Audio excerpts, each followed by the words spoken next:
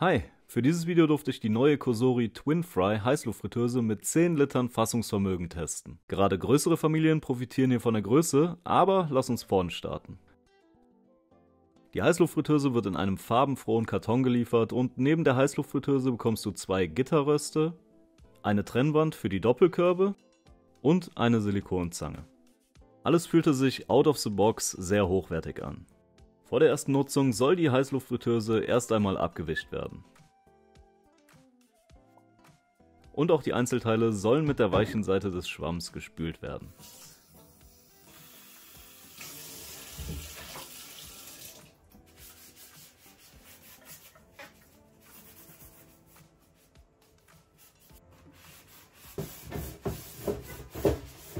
Danach können die Einzelteile in den Korb eingesetzt werden.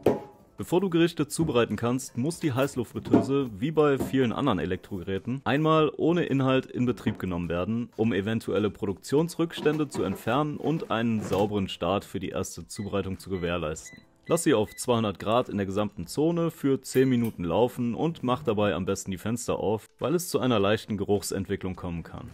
Ich habe die Zeit genutzt, um direkt mal die Lautstärke zu messen. Diese ist angenehm und im Prinzip nur ein Hintergrundrauschen, wenn du währenddessen andere Aufgaben in der Küche erledigst. Nachdem wir die Fritteuse vorbereitet haben, konnten wir mit dem Frittieren beginnen. Ich habe verschiedene Gerichte getestet und füge sie als Zeitstempel im Video ein, falls du Teile überspringen möchtest. Starten wir mit den Pizza-Baguettes. Hier bekommst du bis zu 4 Stück parallel in den Korb. Nach dem Einschalten kannst du wählen, welche Zone du verwenden möchtest und anschließend die Temperatur und die Laufzeit einstellen. Dann musst du nur noch die Starttaste antippen und sie fängt an zu arbeiten. Hier siehst du das Ergebnis. Sie waren optimal durch und haben nur 10 anstatt der empfohlenen 14 Minuten gebraucht. Der Vorteil ist auch, dass du hier, anders als bei einem Ofen, nicht vorheizen musst, was langfristig ordentlich Energie spart.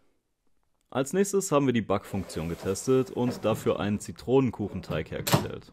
Hier gibt es die voreingestellte Funktion Bake, die dir passende Werte einstellt.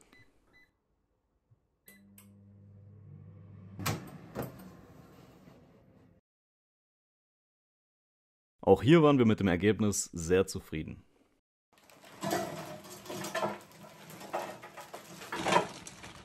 Als nächstes musste sie die Paradedisziplin Pommes schaffen. Hierfür haben wir 1 Kilo in die große Zone gekippt, mit dem Unterschied, dass wir hier über die App gegangen sind. Diese ist nämlich super praktisch, weil du hier sämtliche Gerichte findest, die du in der Heißluftfritteuse machen kannst. Hier mussten wir jetzt nur die Pommes auswählen, dann die Schnittgröße auf normal geschnitten ändern und dann die Portionsgröße einstellen. Unten siehst du, wie sich die Kochzeit anpasst. Diese Werte werden dann an die Heißluftfritteuse geschickt und du musst nur noch die Starttaste drücken, um loszulegen.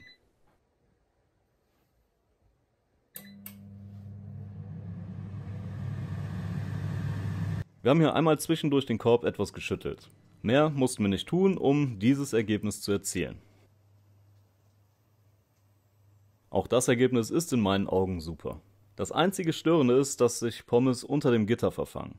Hier kannst du aber einfach ein Gitter herausholen und die restlichen Pommes befreien. Dann kam der schnelle Frühstücksbrötchentest. Und auch hier hatte die Cosori keine Probleme. Die Brötchen waren außen knackig und innen weich. Der nächste Test ist etwas interessanter, da wir die Zonen aufgeteilt haben. Hier wollten wir, dass beide Seiten parallel fertig werden. Dafür mussten wir auf die erste Zone tippen und unter der Gradzahl die Sync-Taste aktivieren. Darauf haben wir die Garzeit für den Fisch eingestellt und dann auf die zweite Zone getippt. Da haben wir alles für die Kartoffelecken eingestellt und sobald der Vorgang startet, siehst du, dass die eine Hälfte auf Hold steht.